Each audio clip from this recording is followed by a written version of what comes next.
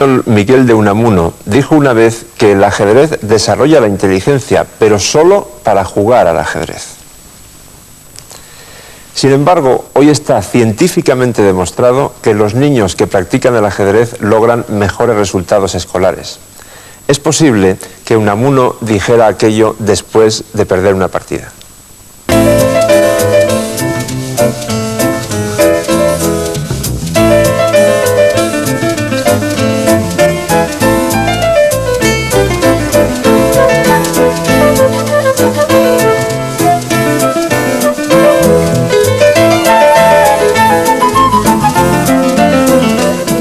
Se cumplía el primer cuarto del siglo XX cuando 3 científicos rusos elaboraron un prolijo informe para el gobierno soviético en el que llegaron a la conclusión de que el ajedrez desarrolla muchas virtudes intelectuales. Después, la conclusión de ese informe ha sido ratificada en varios países con experimentos científicos, pero siempre interesa contrastar la teoría con la práctica y conviene, por tanto, preguntar a quienes se dedican profesionalmente a la enseñanza si el ajedrez desarrolla la inteligencia. De hecho, yo estoy en condiciones de afirmar que efectivamente es así. Los chicos que juegan al ajedrez, los chicos que pasan por nuestro club de ajedrez y por la Escuela Municipal de Ajedrez de Linares, tienen unos buenos resultados académicos. Tienen que al mismo tiempo planificar la partida y asumir sus propios errores, tomar decisiones, y todo eso no solamente le ayuda en su época estudiantil, sino que le afianza su personalidad y van madurando a medida que van jugando al ajedrez. Si intentamos hacer una enumeración de las virtudes específicas que desarrolla la práctica del ajedrez, ¿cuáles serían más destacadas? Por ejemplo, la concentración, supongo. Sí, la concentración y sobre todo la capacidad de estudio, porque no solamente basta la concentración en el momento de la partida, sino toda la preparación previa y diaria que el ajedrecista necesita para enfrentarse en el tablero a su oponente. El ajedrez es un deporte que desarrolla la inteligencia porque tienes que ejercitar mucho la mente mientras que estás jugando una partida. Porque es un deporte muy bueno y también porque me gusta. Me interesé por el juego y empecé a aprender un poco, y el año pasado pues me apunté a clases de ajedrez en mi colegio y me va bastante bien. Yo creo que sí, me ha ayudado bastante en el colegio y en mis estudios. I think chess has qualities that many people. Creo que el ajedrez tiene cualidades que muchas personas pueden apreciar. Una cualidad es que, sin importar qué nivel tengas, puedes disfrutar logrando encontrar un buen movimiento. O sea, que puedes crear tu propia jugada maestra con casi cualquier nivel.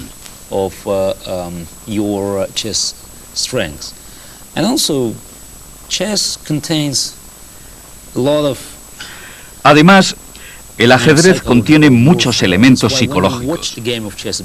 Por eso, cuando ves una gran partida, con grandes jugadores, sientes esa especie de emoción.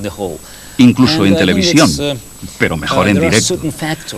Y hay ciertos factores especiales en el juego que forman siempre parte de un determinado ambiente intelectual o cultural y que han ayudado al ajedrez a sobrevivir más de 2000 años.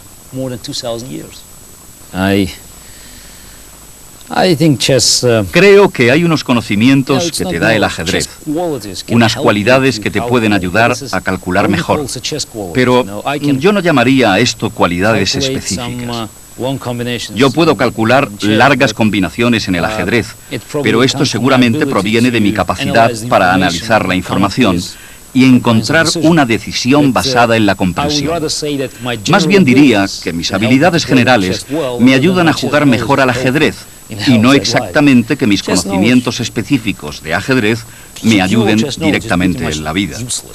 Los conocimientos de ajedrez me parecen bastante poco útiles en sí, porque se trata de una ciencia, algo que no se correlaciona directamente con tu vida diaria. Pero las cualidades que posees, todas las que puedes desarrollar a través del ajedrez, son importantes. A través del ajedrez puedes fortalecer el carácter, mejorar tu estabilidad psicológica. Eso puede ser muy útil para la vida, porque el ajedrez te ayuda a aprender a luchar por tus ideas y a defender tus puntos de vista. Y eso es muy importante para la vida cotidiana. El ajedrez desarrolla una variedad de cualidades importantes para los niños: la autodisciplina, la imaginación, la lógica y algo que a mí me gusta mucho, un sentido de la responsabilidad que está presente en todo el juego, ya que no puedes culpar a nadie de tus errores. Si haces un buen movimiento, ganas, y si haces un mal movimiento, pierdes. Depende de ti. Creo que todos estos factores, y sobre todo el sentido de la responsabilidad, proporcionan un buen bagaje para adaptarse mejor a la vida futura.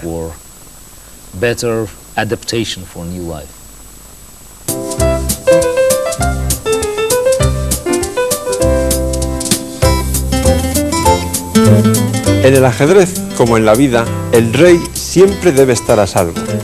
Sin embargo, ese principio no era aplicable al ajedrez cuando se inventó, hace más de 15 siglos, porque la jugada del enroque se incorporó mucho más tarde. Concretamente, el español Ruy López de Segura, considerado como campeón del mundo oficioso en el siglo XVI, ya cita en uno de sus libros esa jugada, cuyo objetivo principal es poner al rey a buen recaudo. Vamos a ver una partida muy significativa sobre este tema estratégico tan importante.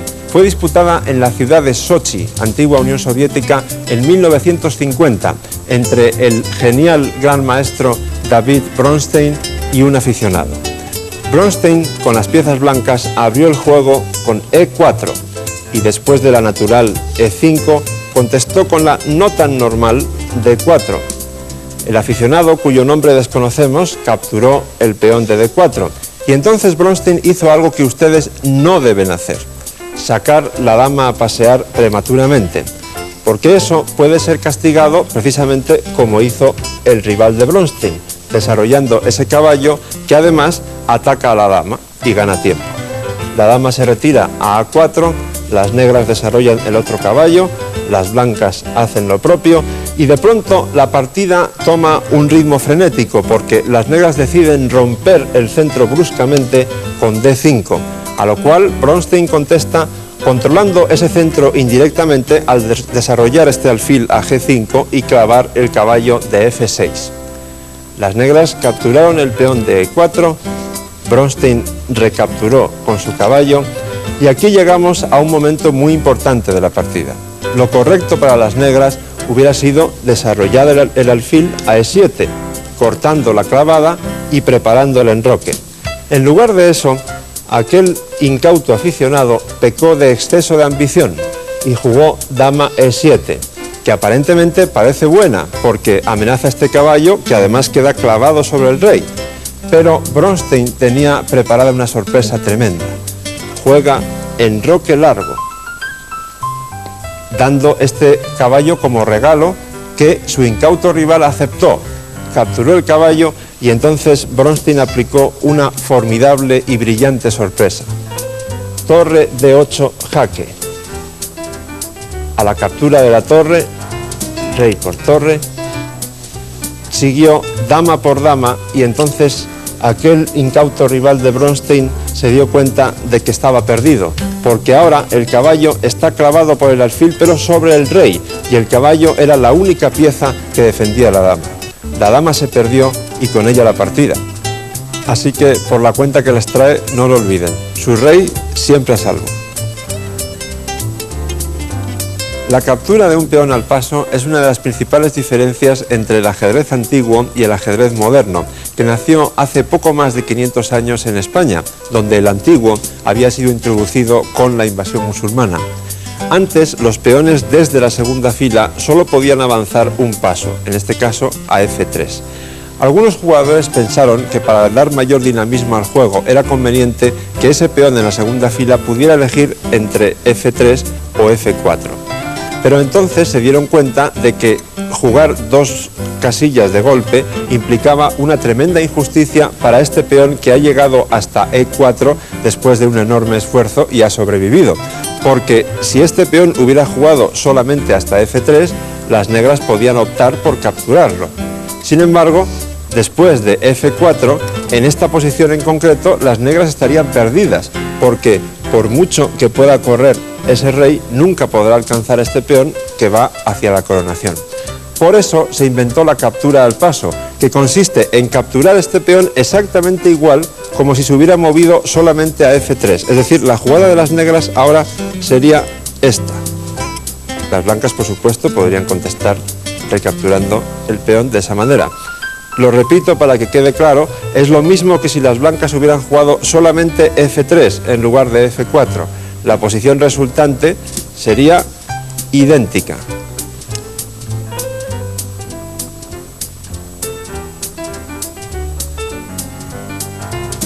En conclusión, podemos decir que la captura al paso se inventó por una cuestión de justicia.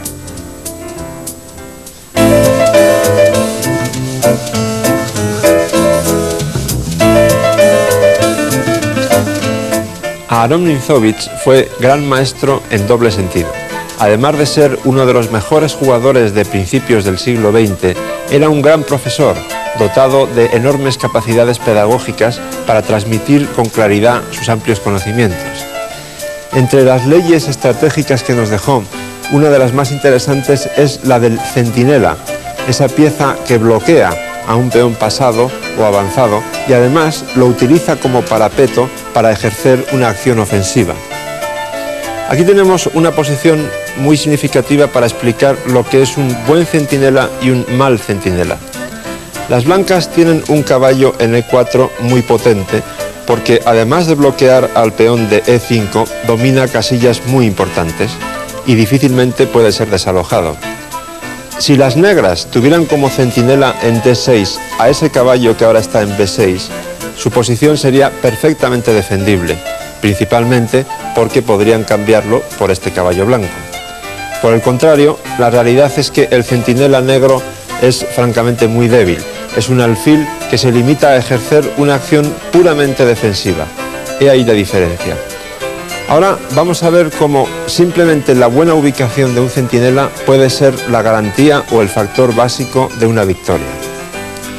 Es importante subrayar que ese caballo en E4 no puede ser desalojado por ningún peón negro y tampoco por ninguna pieza, salvo que las negras inviertan mucho tiempo, del que no disponen, en maniobrar con aquel caballo de B6 a C8 y después llevarlo a donde está el alfil en D6. Eso es prácticamente imposible y por lo tanto ahí está la gran ventaja de las blancas. Diríamos que es como tener un cañón perfectamente emplazado en lo alto de una colina contra el cual el enemigo no puede hacer prácticamente nada salvo a costa de grandes pérdidas. La primera jugada de las blancas, la más lógica, es C4. Se protege el peón atacado en D5 y además se fija la debilidad de este peón negro en C5. Las negras responden con otra jugada natural, doblando sus torres sobre el punto F2. Las blancas hacen una jugada muy sana, alfil E3, que por una parte conecta las torres en la primera fila, sobredefiende esa debilidad en F2 y empieza a presionar en el punto débil negro de C5. Las negras contestan con H6, que protege la casilla G5, eventualmente importante ante un futuro ataque, y también le da una casilla de escape al rey negro en H7. Las blancas entonces incrementan aún más la presión sobre el punto C5, hay que defenderlo, retrocediendo con la torre a C8, y ahora las blancas pasan decididamente al ataque con esta jugada, dama G4, que es realmente muy fuerte. Fíjense, en primer lugar se amenaza alfil por H6, porque este peón está clavado por la dama. Además, como se ve, se amenaza esta torre. Pero incluso en una acción que podríamos denominar como de rayos X, esta dama está presionando sobre aquella torre de C8, porque solo la defiende el caballo de B6, a su vez atacado por la torre de B5. Eso quiere decir que, por ejemplo, las negras no deben jugar torre F7, aquí, porque seguiría la simple combinación torre por B6, seguido de dama por C8. Tampoco pueden utilizar a la dama para defender la torre, porque la dama está atacada, y esto es importante recordarlo porque es un factor esencial en el desarrollo de la partida, está ligada a la defensa de ese alfil en D6 atacado por el caballo. Así que las negras juegan torre de F a F8. Las blancas capturan este peón que cae como fruta madura, pero no parece haber pasado nada especialmente grave, porque las negras también toman un peón, en este caso el de C4. Sin embargo, aquí aparece otro factor típico de la táctica del ajedrez, que es el de la pieza sobrecargada. La dama está al mismo tiempo defendiendo el peón y defendiendo ese alfil. Si este caballo desapareciese de C4, solamente la dama protegería el alfil y, como hemos dicho, está sobrecargada. La jugada lógica, por tanto, es activar la otra torre, que de momento no hace nada aquí, a C1 atacando el caballo. Si el caballo se va, caballo por alfil y la partida se ha terminado. Pero las negras todavía disponen de un recurso muy eficaz, que es atacar la torre con A6. La torre se mueve y entonces las negras consiguen defender ese caballo con el peón en B5, con el importante detalle de que a la combinación que empieza por torre por C4 seguiría B por C4 atacando a su vez la torre de B3. Por lo tanto, las negras todavía consiguen tener todo más o menos bajo control. Pero las blancas continúan con su plan lleno de lógica y juegan torre G3. Ahora ya hay 3 piezas atacando al peón de G7. Hay que defenderlo de alguna forma y la más lógica, casi la única, es torre C7. Una vez más da la impresión de que las negras consiguen aguantar, pero esa imagen es falsa. En realidad están perdidas gracias a una combinación realmente fina y eficaz al mismo tiempo. Alfil por G7. Para que el rey negro no sea masacrado, no hay más remedio que tomar ese alfil en G7. Y entonces sigue el golpe mortal dama E6 jaque. La dama negra no puede desviarse a F7 para tapar ese jaque porque está clavada por la torre. Es decir, las negras pierden su dama y la partida, gracias, no lo olviden, a este fantástico caballo de E4 que ha coordinado todas las operaciones. En esta partida se ve quizá con especial claridad las similitudes entre el ajedrez y la estrategia militar. Al igual que en un cuartel el centinela tiene una gran responsabilidad y es un factor clave para la defensa, en este caso el centinela ha sido un factor clave para la victoria.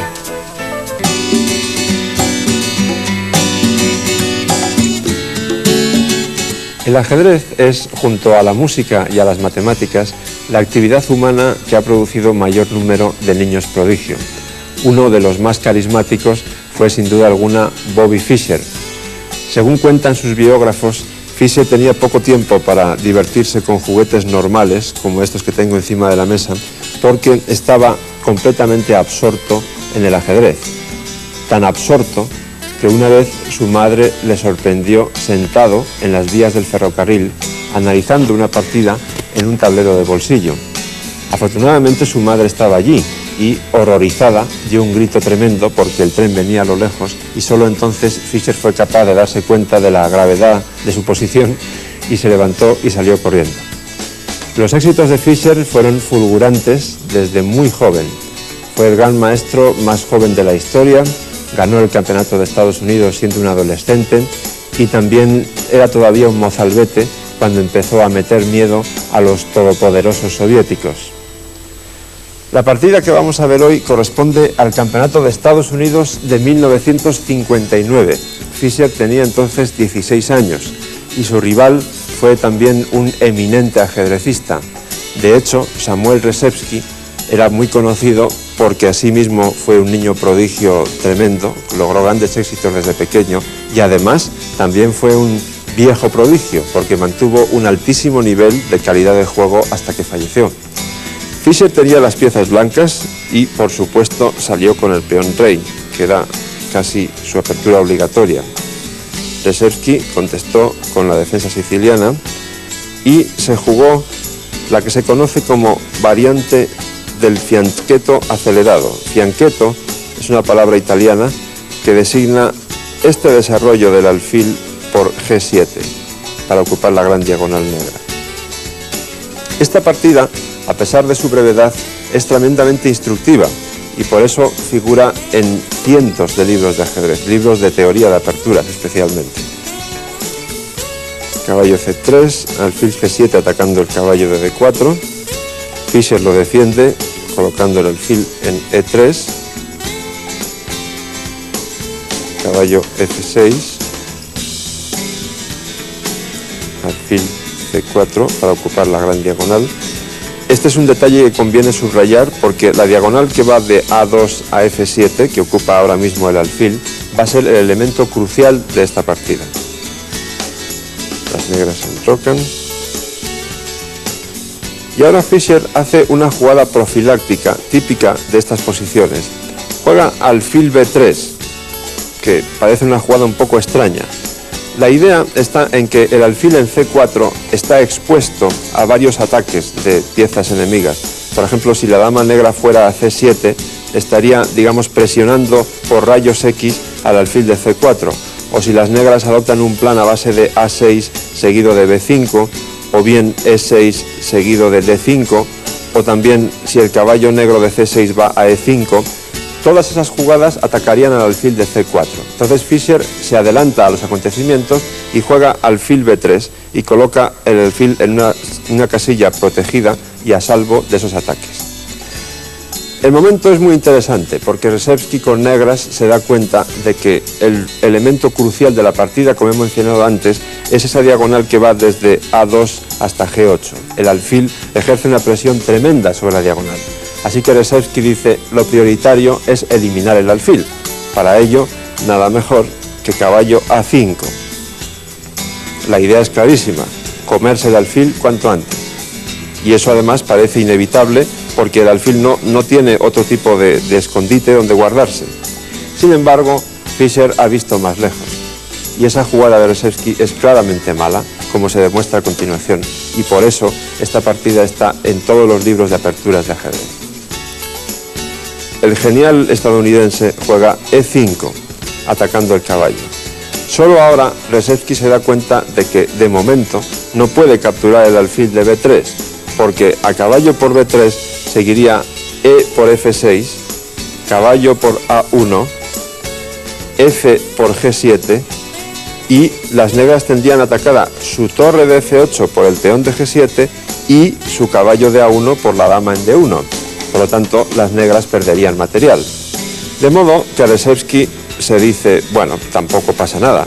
Retiro mi caballo a E8, todo parece estar bajo control, sigo amenazando con eliminar el peligroso alfil de las blancas, tengo la idea de romper el centro con D6, liberando así el alfil de C8 y también eventualmente a mi caballo que ha quedado encerrado en E8.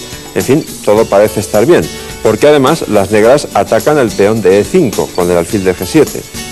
Pero aquí viene el tremendo golpe de Fischer, la jugada que pasó a la historia. Alfil por F7, jaque. Lógicamente hay que capturar el alfil. Hay dos formas de hacerlo. Rzeszewski optó por torre por F7. Pero fíjense qué remate más elegante.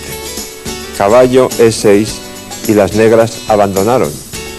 Porque se amenaza la dama, el caballo no se puede capturar con el peón de D7 porque está clavado por la dama de D1 y la dama negra no tiene casillas. C7 está cubierta por ese caballo y B6 está cubierta por el alfil de E3. Por eso abandonó Rzeszewski. Pero la partida hubiera sido todavía más espectacular, si cabe, si en lugar de capturar el alfil con la torre, las negras se lo hubieran comido con el rey. Después de alfil F7 jaque, vamos a esa posición y entonces supongamos que las negras juegan rey por F7. La jugada de Fischer en ese caso hubiera sido la misma respuesta, caballo E6. La idea es idéntica a lo que he explicado antes, con la pequeña diferencia de que ahora las negras tendrían el recurso de capturar el caballo con el rey. Pero entonces lo que vemos es muy espectacular. Dama D5 jaque, única respuesta rey F5, G4 jaque. Vean ustedes cómo el rey pasea por el centro del tablero a la intemperie, algo rara vez acontecido en una partida de ajedrez. Rey por G4 y entonces hay que jugar torre G1 jaque El rey tiene que irse a la columna H necesariamente, no hay más remedio. Supongamos H4, por ejemplo, alfil G5 jaque, rey H5, dama D1 jaque, única respuesta torre F3 y dama por F3 mate. Muchos de ustedes, estoy seguro, ya consideraban a Bobby Fischer como el mejor jugador de todos los tiempos. Y también creo que después de ver esta partida, esa opinión se habrá visto reforzada.